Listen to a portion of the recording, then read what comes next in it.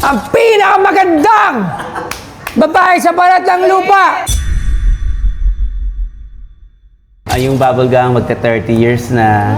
Wow. Ayan. Masyado malayo yung presyo mo. Doon lang tayo sa makatotohanan. Anong ibenta mo?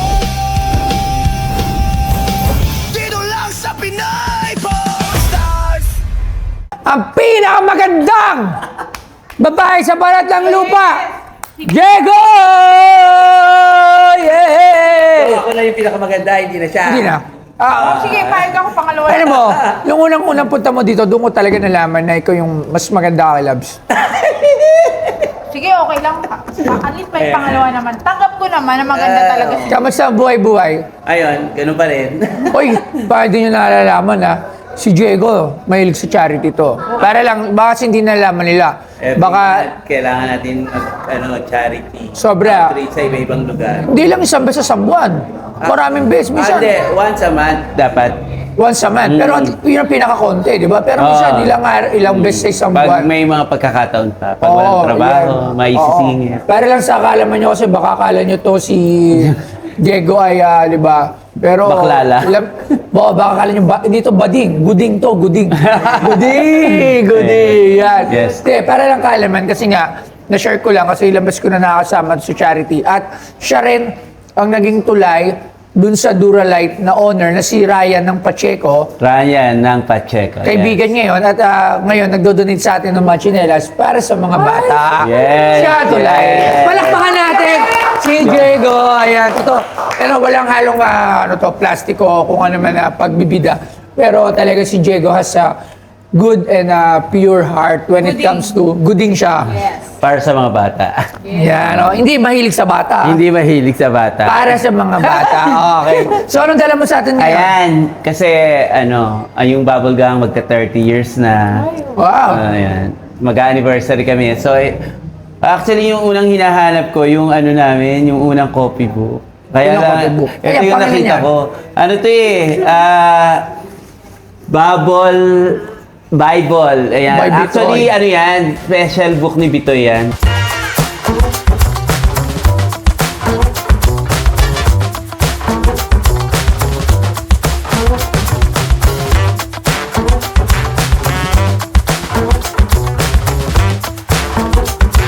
Ang Bubble Gang ay isang sikat na comedy sketch show sa Pilipinas na unang ipinalabas noong 1995 sa GMA Network.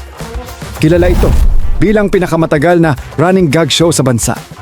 Tampok dito ang iba't ibang nakakatawang skits, parodies at satirical na komentaryo tungkol sa pang-araw-araw na buhay, showbiz at kultura ng Pilipino. Pinangunahan ito ng mga kilalang komedyante tulad nina Michael V, Ogie Alcacid at iba pang mahuhusay na artista na nagbigay buhay sa maraming iconic characters at segments. Paglipas ng panahon, patuloy itong nag-e-evolve upang makasabay sa modernong humor at bagong henerasyon ng manunood.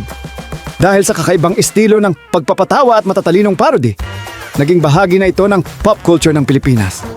Hanggang ngayon, nananatili itong isa sa mga pinakaminamahal na comedy shows na nagbibigay saya at aliw sa bawat Pilipino. At ang binebenta sa PP Stars ay ang Bubble Gang Book with Michael V. Sign. Way back. Forward by Joey De Leon. What does forward means? May siya, mga forward, yung parang unang salita. Di ba? Yung parang, Diego, marami. ayan. Si Bitoy, si Itoy. Yung iba-ibang character ni Bitoy, nung nag-upisa siya sa Bubble Gang. At may pirma. Diego, maraming salamat mula sa aking huso. Still comedy pa rin si Bitoy. Mula sa aking puso pala. Di ba? Doon pa rin yung pagiging komedyante talaga. Talaga naman genius. Nalagi-isang Sir Michael B. Alam mo, hindi ko makakalimutan Sir Michael B. The first time na nakasama ko siya sa Pepito Manoloto. At then, sumunod sa Bubble Gang. Sabi niya saan sa Bubble Gang, sino nagbigay sa'yo sa Pepito sino nagbigay sa'yo ng role mo dito sa Pepito Manoloto? Bakit ganito lang yun? Ginawa kang extra rito. Sabi ni Sir Bito yun. dapat hindi Kaya sabi ko, mag-bubble gang ka. Kaya pinapunta niya ako dun sa bubble gang. Kasi nga dun sa Pepito Manaloto, nagulat siya. Walang line. Walang lines. Kaya napag-lines ako ng mali doon. So, nagtaka siya. So, kasi ako sobrang idol ko si Sir Michael V. Kaya sabi ko, Para Lodian. gusto ko siyang makasama sa trabaho. At nung nakasama ko sa trabaho, napakabait. Hindi lang siya. Lahat nung cast na nandoon. So, di ko, andyan si Vargas. Ano ba paano ni Vargas? Jake Vargas. Si Jake Vargas. Si kaibigan- Manilyn Reynes. si Ate Manilyn. Tapos yung isa pa yung lalaki na...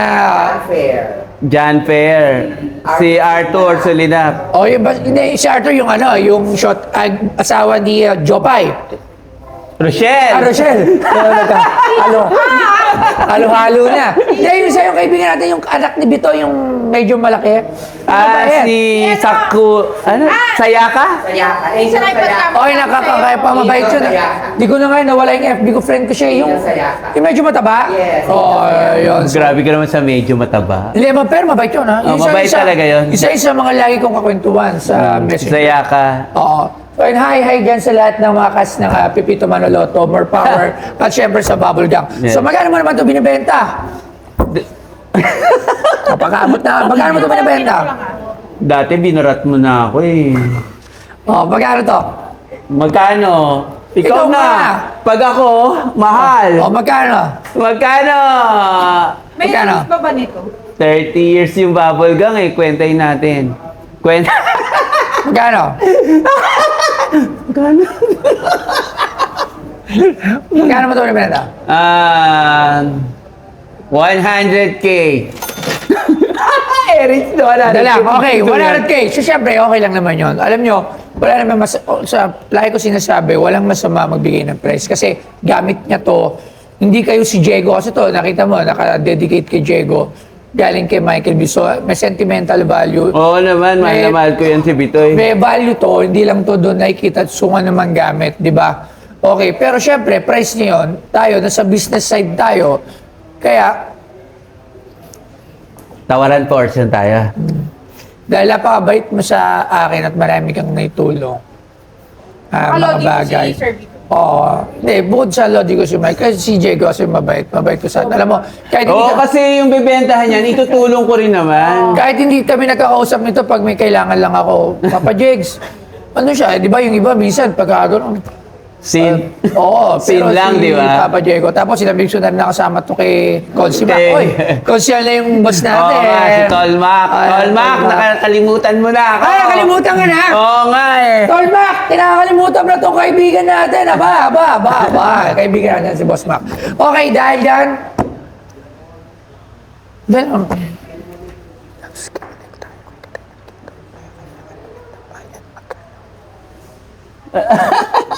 Ano ba yan? Duda naman ako sa bulungan na ganyan. Eh, Rich, ano ba? Palagay mo, kukunin niya. Ay, ano? Ah, Ba't di ka kinahalikan? ay, ang sweet naman ni Boss Okay. Toyo. Okay, Diego. Ito lang yung kaya kong bigay dito dahil sa pagiging mabuti mo. Pero kasi, ilan ba nirelease nito? Hindi ko kasi, itanong natin, tawag lang natin si Sir Angelo Bernardo. Sir Sir. Angelo Bernardo, halika rito. Ayan, yung mga expert. Yes, kailangan may expert. So bago ako magbigay. Parang nakita ko na yan sa National Bookstore eh. Charot. Sir Angelo, Joke lang. ito, mahilig ka sa mga libro? Uy, si Pitoy, the Bible Bible. Oh, syempre. Sign pa. Yes. Tsaka ano yan, mga genius yan. Si... Mike. Ayan. Okay, ikaw, marami kang mga nahawakang libro. Marami kang balita, di maliit sa labas. Namali sa labas. Marami kang books, actually. Isa ka sa mahilig magbasa. Okay.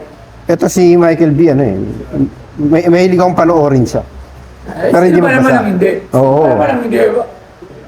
Well, collectible tong libro to, definitely. Pero ang tanong, gano'ng karami na gawa? Yun nga. Ayun nga eh. Hindi ko alam kung ilan yung nirelease eh. Ilan ang nirelease? Tsaka meron siyang may barcode, may presyo na sa national, 250. Out of print na kaya ito. Palagay ko wala na yan. Ano ba yan? By this time, palagay 2015 ko. siguro. By this time, palagay ko wala. Wala na yan. Sabi niya, malamang nakatapo na lang. Di ba? Collector side. Kung limited Oy, andyan edition ako! to, wow! Ngayon ko lang nakita yan. Hindi pa binuka. Mukha yan na. Oo, di ba? Hindi dapat pag Kung na... kayamanan ang mukha, wala si Diego nun. Ay hindi, kung kayamanan, mas malala pala sinabi. Kung kayamanan ang tingin mo sa inyong mukha, buti pa siguro ibaon na natin sa lupa. Lahat naman tayo ay gwapo. Lalo na pagkatabi ay si Diego. Oh, ang gwapo mo! Grabe ay. Iba rin talaga eh, no? Okay. Okay. Okay, ano? Sige, without the, yung assuming yung walang pirma, no? Yung as is yung libro. 2015. Yung mga similar na librong ganito ka na nagiging out of print from 2015, usually tinataas ko siya mga 50 to 100% nung retail price. So magkano yung retail price? Kung retail price niya is 250, di between 350 to 500 ko yung libro lang. Okay, with the signature. With the signature ni Bitoy, yan. Ano mo na yan? Kasama rin Oo. dyan si... Siyempre, Oo, nandiyan pala ako. pag nabili, di pirmahan mo rin to. Oo. Ayun, so, kaya mo na yung ano yun. Sa star ano na to. Basta yung libro lang yung ako, libro na yung tinasaan ko. Alright, okay. Sige. So yun, 250 to 500 pesos. Pero syempre hindi ko ito bibili ng ganun kasi may pirma ni Michael. So Jegs, kasi nga masyado malayo yung presyo mo. Doon lang tayo sa makatotohanan. Okay, ako, ibavalue ko to, may signature ni Sir Bitoy. Gawin ko to 5,000 pesos. Oh, you good si Mima? Oo na, sige. Oo, di ba? Kasi gusto ko lang talaga malagay ito sa ano mo. Sa museum mo. Pero kailangan pirmahan mo yung, kasi Ay. malamang yung iba walang pirma. Hmm. May pirma ni Bitoy, pero walang pirma mo. Oo Eh nga. pag nakumpleto ko to, dala ng shooting ng taping.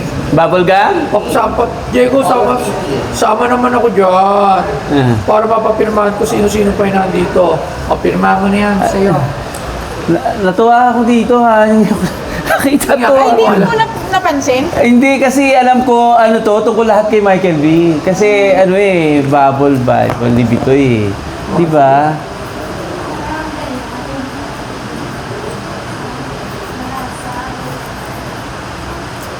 Alright, ito rin sa. Ano lagay? Athlete! Nakakatuwa. Thank you. Salamat. Salamat, Jex. Thank you very much. Thank you po. Thank you.